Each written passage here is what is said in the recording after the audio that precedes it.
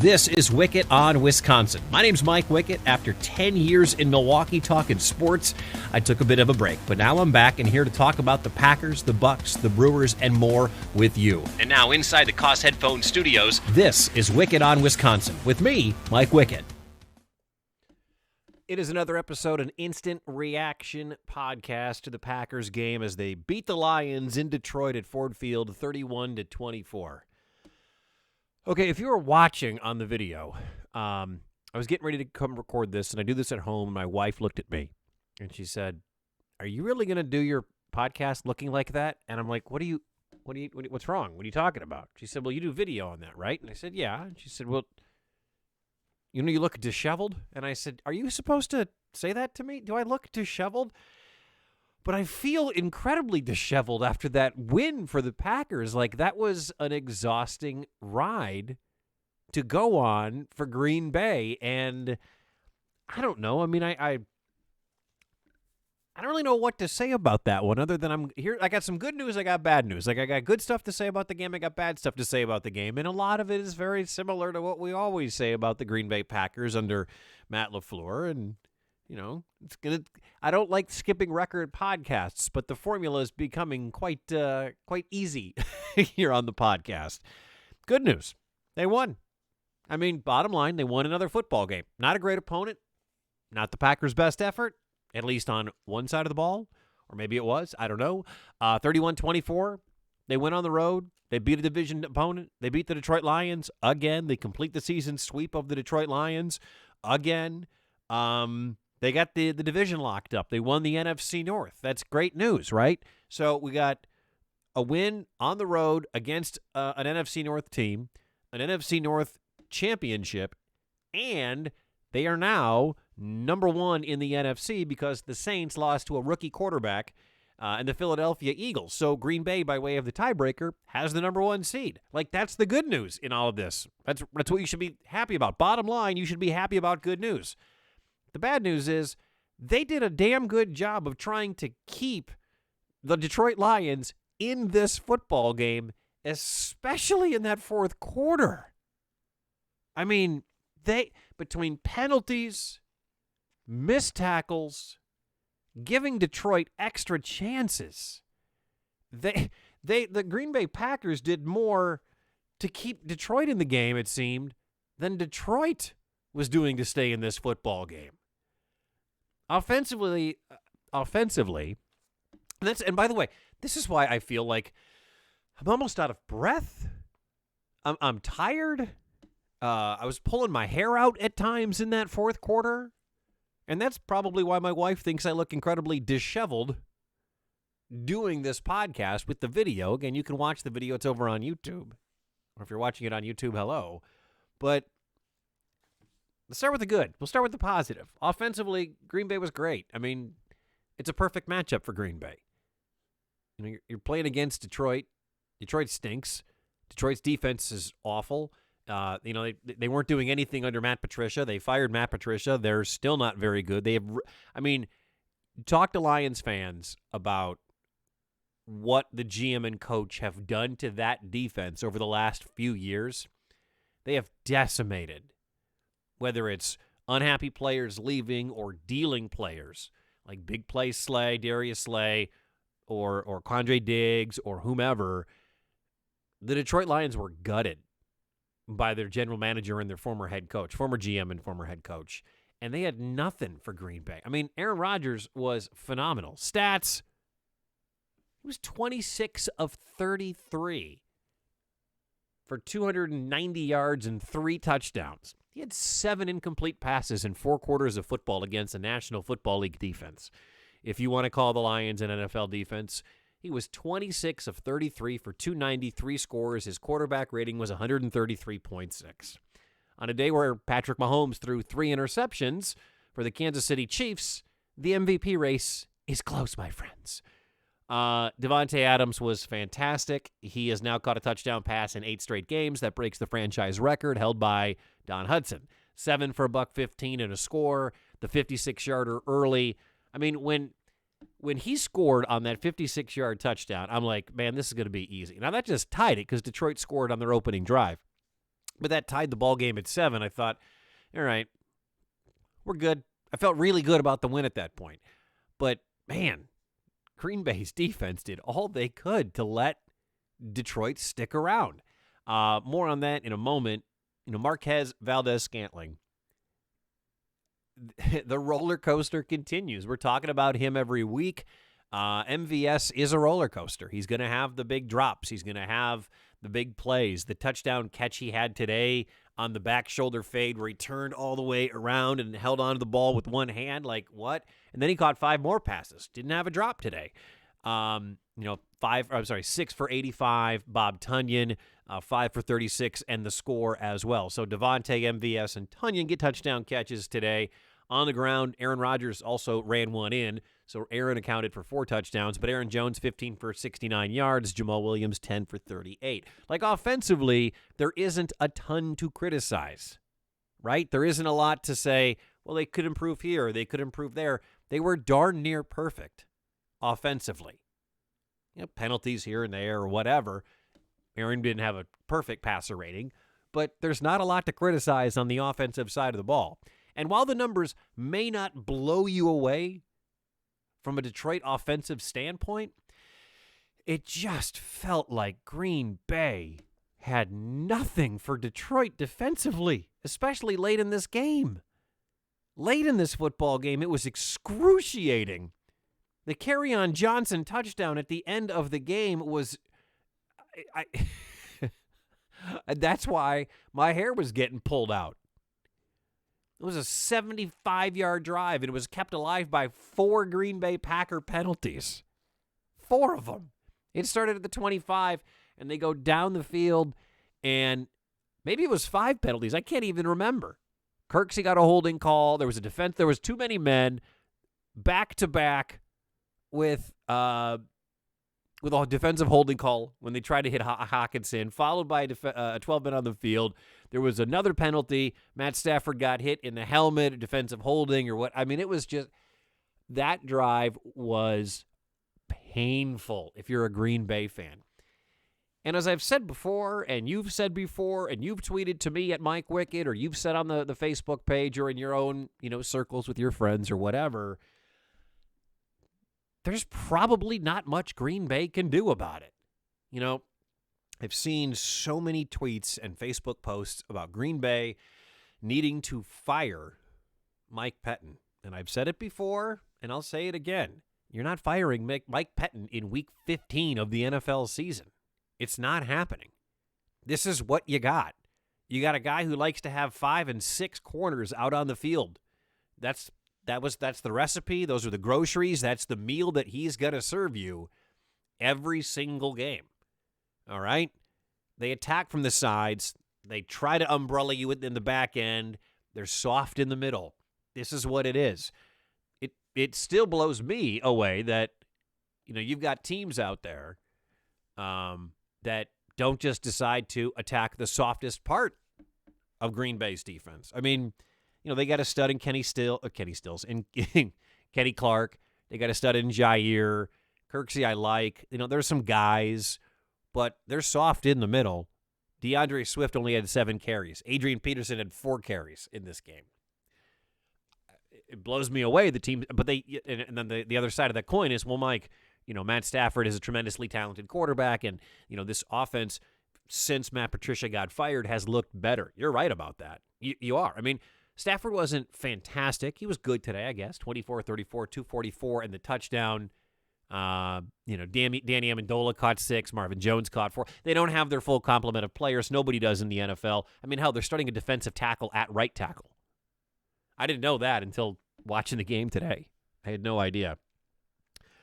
But when this team, and I didn't want to get into a big Twitter fight with some people because somebody said this is not championship caliber defense. This is not a Super Bowl caliber team. And my question is simply this. Who in the NFC is someone you can rubber stamp and say, that's a Super Bowl team? I think in the AFC, you look at Kansas City and you think, well, that's a really tough team to beat. I mean, Chiefs today started off so slowly, looked so bad against Miami, and came roaring back as they do. I mean, they won that game closer than it probably should have been, but they went on the road. They beat Miami. Mahomes is spectacular. Kelsey is spectacular. Tyreek Hill is spectacular. They've got the best set of weapons in the National Football League, and they got a good head coach too, obviously, in Andy Reid. In the NFC, you can poke holes in everybody, including Green Bay, and I'm going to take my chances with Aaron Rodgers and the rest of this Packers roster. I mean, so you're going to say Seattle, their defense is worse than Green Bay's, and Russell Wilson has been cool as of lately, not as hot as he was to start the season when they were letting Russ cook. Tampa Bay lost 5 times. Tom Brady can't throw the ball down the field. They beat Minnesota today, and I don't think Minnesota's very good. You don't like anybody out of the East for sure. New Orleans just lost to a rookie quarterback. So it's like on any given day, it's going to be potentially who has the ball last in the NFC playoffs. And if my guy Aaron Rodgers has the ball last, then I'm going to feel real good about that guy winning a playoff game. Can they keep up with? Can they slow down anybody in the playoffs? We don't know. Right now they're the number 1 seed in the NFC. Defensively, I mean, I don't know what the answer is going to be when they get into the postseason. It's been the same story all year. When this podcast, I hate the fact that I've sounded a little repetitive every time you've listened to it when I do these instant reaction podcasts right after the game. It's always the same story. Well, Aaron played great. They scored a bunch of points. They were soft in the middle. Teams ran all over them, although Detroit did not run all over Green Bay today. They were just effective. And then the new thing with Green Bay, too, is how bad their special teams has been. Thank God for Mason Crosby, but their return game has been pathetic. Both sides. They don't run the ball back ever, and seemingly teams are getting a big return against them every week. Philly had one. You had the big one today at the end of the game. It got a little closer than it needed to be. So not only do they stink in one phase, they now stink potentially in another phase in the special teams side of this. That's not a good strategy. That's not good for a playoff run. At some point, Aaron in the postseason may have a bad game.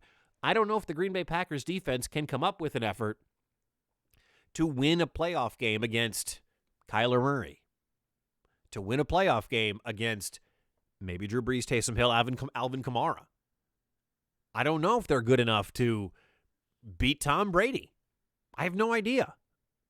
I mean, the way it's going right now, whoever Green Bay plays, it's going to be a race to 30 and maybe a race to 35 and maybe a race to 40. But they get the job done today. That's the good news. Bad news, defense looked mediocre at best. Again, that's even too kind. Waiting on word on Shandon Sullivan, Rashawn Gary. A couple of the guys got banged up. I'll have more info when I get it for you, either on Twitter or on the YouTube page or on Facebook or on the podcast or whatever the case may be. Up next for Green Bay, it's Carolina. It's Saturday, okay? I don't know if Christian McCaffrey is going to play. He really would have helped my fantasy team today if he would have played, but I know you don't care about that. If Carolina lost again today, I don't know if they're still in contention for the playoffs or they're in a position where they're going to try to bring McCaffrey back. I think for the Packers' sake, I would hope that McCaffrey never plays football the rest of the way, or at least sits out one more week. But they've got the Panthers coming up, and then they got the Titans. Did you watch Derrick Henry again today run all over? I mean, that guy's a freight train.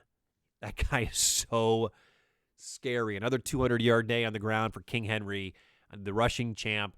And what is he going to do against Green Bay 2 days after Christmas? I am terrified of that. And then they end the season at Chicago. So that's it. They got 3 games left. They're 10-3. They got the Panthers. They got the Titans, both games at Lambeau. And then they've got the Chicago Bears. And then it's off to the postseason. And then that's it. And then this weird 2020 year hopefully gets extended deep into January and maybe into February. And we're all partying in Tampa virtually because you don't really go anywhere here in the era of COVID-19. Packers win. Thank you so much for checking out the podcast. Again, I feel disheveled. My wife says I look disheveled. I'm exhausted after that game. But the good news is Green Bay got a W. 31-24 over the Detroit Lions. They come home as division champs. They come home as the number 1 seed. Currently in the NFC with 3 games to play. They are 10-3. Again, good news, bad news kind of game, but they got the W. That's all that matters. On to the next one. We'll have another podcast for you later on this week. Thank you so much for listening to this one or watching the video. Don't forget, please tell a friend, especially if they're a Wisconsin sports fan, about Wickett on Wisconsin, which I would love for you to rate and review, whether you're watching or listening on Spotify, Apple Podcasts, or Google Podcasts, whatever the case may be. I would appreciate it because then I can grow the podcast. Until next time, my name is Mike Wickett. You have been listening to or watching Wickett on Wisconsin. Until next time, go Pack Go Bucks, and go Brewers. Thanks for listening to Wickett on Wisconsin. If you have any feedback or you want to reach out to the show, you can find me on Facebook, Mike Wickett Podcasts, or you can email MikeWickettPodcasts@gmail.com. And you can find me on Instagram and Twitter @Mike Wickett. Thanks to Silverman Sound Studios for providing the music for today's show. And you can find us anywhere you find your podcasts, including Apple, Spotify, and Google Podcasts. Until next week, thanks for listening to Wickett on Wisconsin. Little bonus here at the end. I want to tack this on, too, before I get out of here. Bonus for you. I had asked for your feedback on Twitter @Mike Wickett, and I got a ton. I got a ton here. I said, tweet me your thoughts on the Packers win so I can read them on tonight's podcast. And then I went ahead and forgot about reading them on tonight's podcast, so this is a little bonus for you right here. NBA fan Pat, interesting, says @Mike Wickett, Kevin King should not be re-signed. He is unreliable for many reasons. Send an Uber to Detroit for our special teams and defensive coordinators. We don't need them.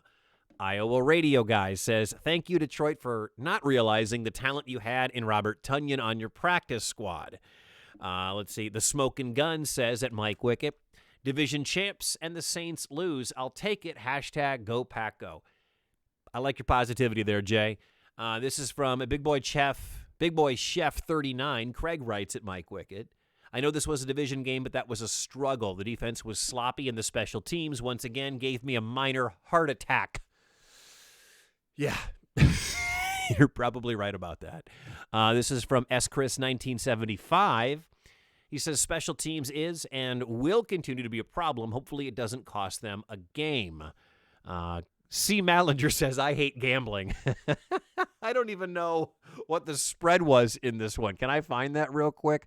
What the spread was in this game? And see who Green Bay -7.5. Green Bay won by 7. Oof. Tough one, buddy.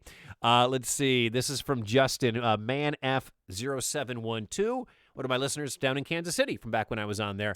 He writes, Chiefs-Packers Super Bowl. What's your thoughts on that? I actually predicted Chiefs-Packers in last year's Super Bowl, and I was so very close. I got half of it right. The other team was in the NFC title game. I think it could happen. Again, like I said, I just believe it comes down to who can get that last stop, if at all, or get the ball last. This is from Mikey B, 6297. He writes @Mike Wickett, special teams will bite us in the playoffs. I don't think you're wrong, Mike. I don't. I think that sucks, and you're potentially right. Let's see. This is from Jerry Matucci. He writes, did I say that right? Aaron is the man. Special teams will be the downfall. Yep, I think you're right about that. Let's see here. Proper Basin Man. I'm sorry if I got your Twitter handle wrong. I apologize. Mark Schlereth is a stooge. I didn't mind Mark Schlereth all that much. And finally, from BJK Dad 44, Bruce writes @Mike Wickett, one word, exhausting. I don't disagree with you on almost all of those tweets. So thank you so much. That's it. Now we're done. We'll get out of here. Hit that close again. Thanks for listening to Wickett on Wisconsin. If you have any feedback or you want to reach out to the show, you can find me on Facebook, Mike Wickett Podcasts, or you can email MikeWickettPodcasts@gmail.com. And you can find me on Instagram and Twitter @Mike Wickett. Thanks to Silverman Sound Studios for providing the music for today's show. And you can find us anywhere you find your podcasts, including Apple, Spotify, and Google Podcasts. Until next week, thanks for listening to Wickett on Wisconsin.